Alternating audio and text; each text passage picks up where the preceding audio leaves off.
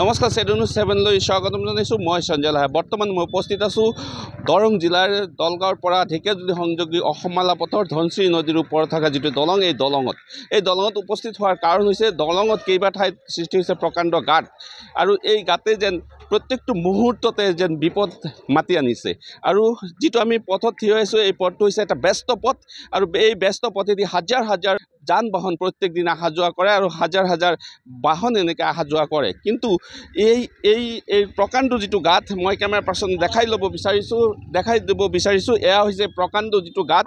এই গাঁতলৈ এবাৰ মন কৰক, যিটো গাঁত, এইটো গাঁত লৈ বহু কেইবাবাৰো বাতৰি সম্প্ৰচাৰ কৰা হৈছিল, কিন্তু এই বাতৰি লৈও বা গা নলৰিল লোক নিৰ্মাণ বিভাগৰ। কি হৈছে এইটো লৈ প্ৰত্যেকৰ মাজত এটা ডাঙৰ প্ৰশ্ন।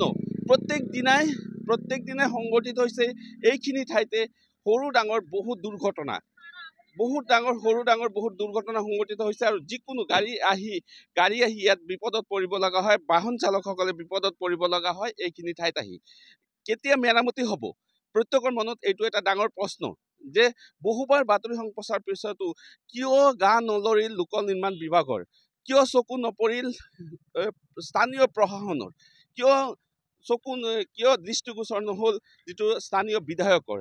এইখিনি লৈ এয়া হৈছে ধনশিৰি নদীৰ ওপৰত থকা যিটো দলং, এই দলঙৰ যিটো বৰ্তমানৰ অৱস্থা, আৰু এই অৱস্থাই যেন প্ৰত্যেক দিনেই বিপদ মাতি আনিছে। এটাৰ পিছত এটা দুৰ্ঘটনা সংঘটিত হৈছে এইখিনি ঠাইতে।